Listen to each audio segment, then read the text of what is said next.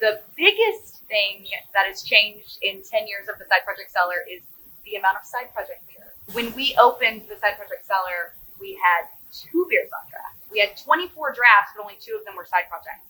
And now, more than half of our taps are side projects. So that's the biggest change, that we actually have our own beer available. You know, I think it's really cool how this place, a lot of things haven't changed because it looks the same, pretty much. We've painted the walls. We have cocktails now. We have a lot more, I think, whiskey and stuff to do, which is great. Yes, there's more side project beer, which is really cool.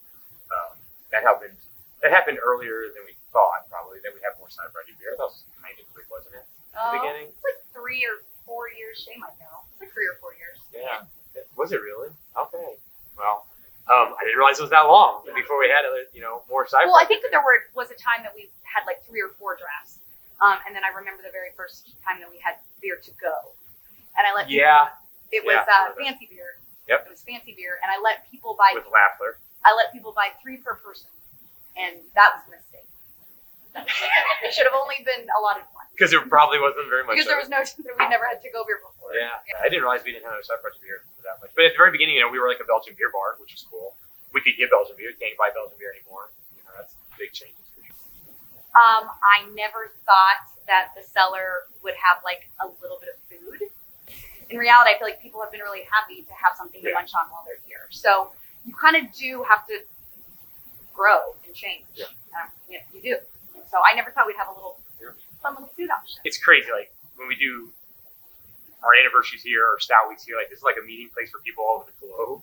And for like the cellar to have a good James Beer nomination, like we were just opening up a Belgian beer bar. And so I think for the cellar to have generated its own personality to me is probably the most surprising. I always thought this would be the side project tasting room. Like the cellar is very different than a side project tasting room. But I thought maybe the brewery would kind of swallow it at one time. Nope, the cellar is the cellar. We still have people that go to the cellar and people that go to the brewery. Yeah. And some that cross over, but there's definitely some people that only go to the cellar, and I love it. Corey and I used to visit a lot of breweries. A lot. Before we had kids. Yeah, we visit a lot of breweries, and we really enjoy trying what other breweries have to offer. It started there because I was like, let's have our beer, and I want to have other awesome beer as well. And then we also looked at the fact that we were also drinking a lot of whiskey and wine, and we were like, well, that's what we know. We know beer, whiskey, and wine, so that's what we're going to offer because we don't have a lot of space. The cocktails now have been really cool, obviously having the cocktails. Yeah, cocktails.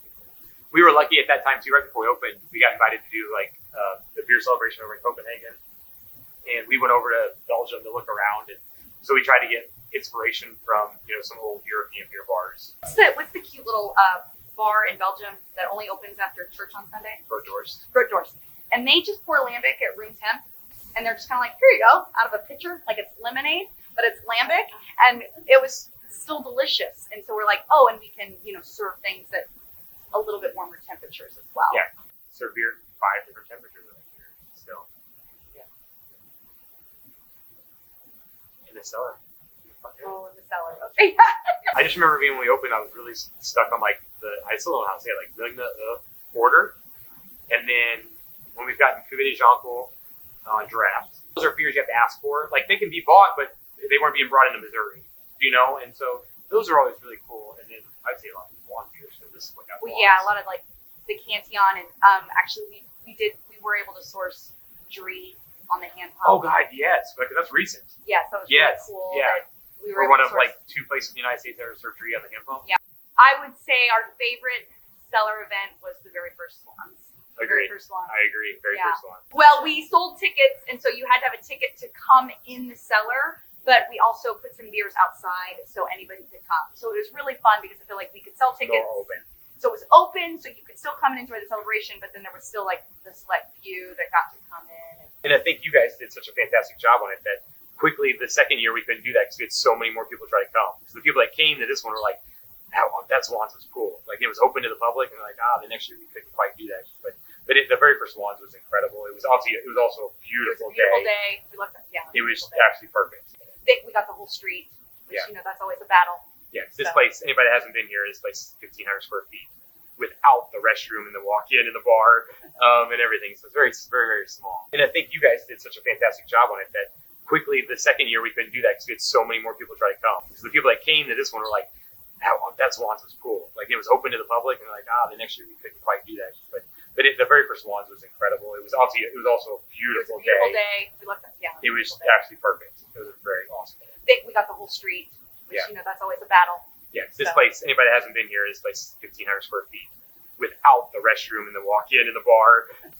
I think if the James Beard Award is awesome. Like I didn't do that. I mean, I helped build the place, but I've never worked here other than washing dishes. And we're one of I think 3 to 5 beer destinations ever to get that. Like there are always more food and cocktail and wine focused. And so I think that's huge because being that we love food and we go to restaurants that are often nominated because that's a good place to go. Like to be on that list is really good for it.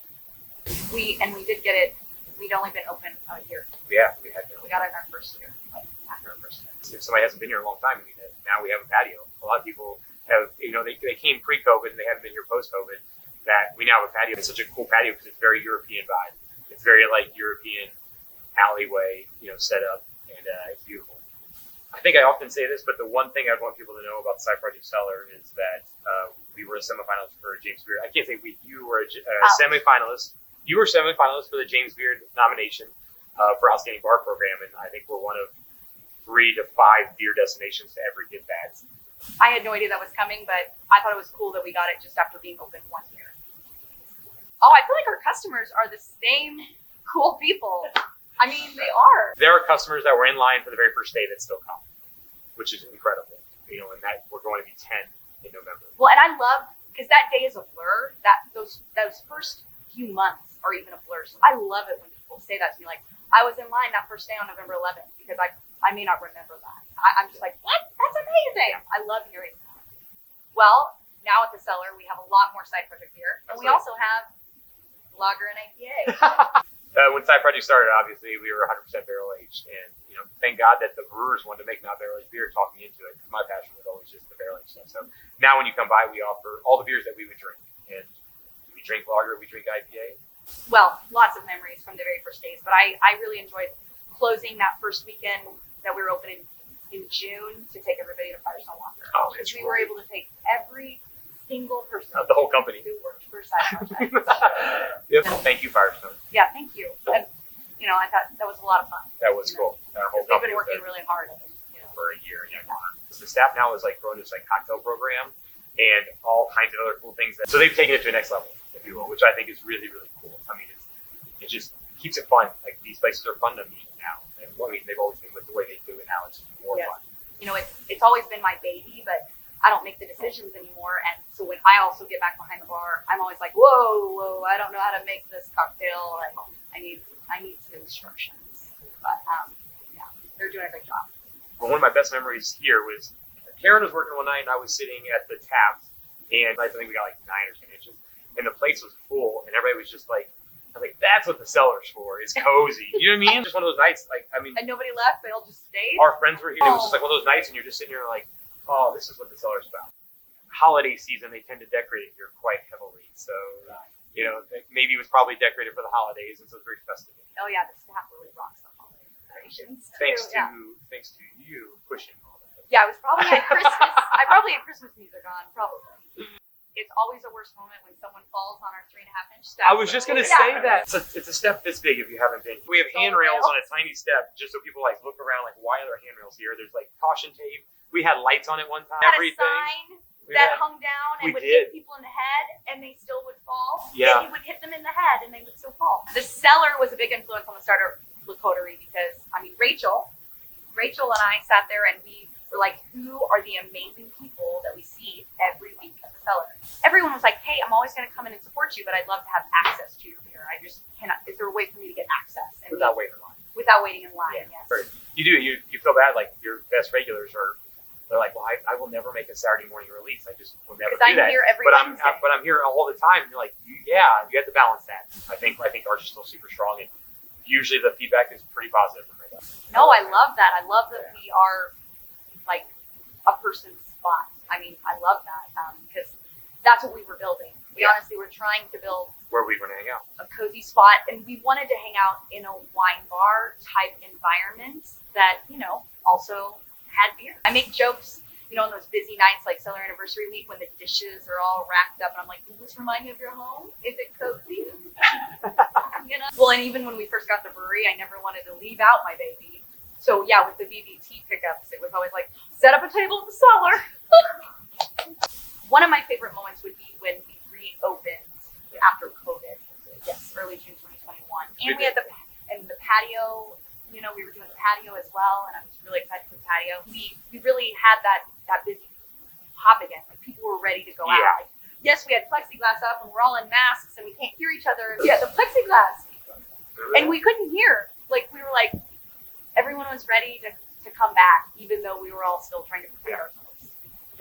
We are so excited to have you all join us November 5th through the 10th for the Side Project Cellar 10th anniversary. Man, jazz hands. I'm blending up some special stuff, kind of like we did for the brewery 10th last year. I will have some special one-off big malty beers, mostly. I think they're all stuff this year. So we'll have more info on all that on our blog. Thank you.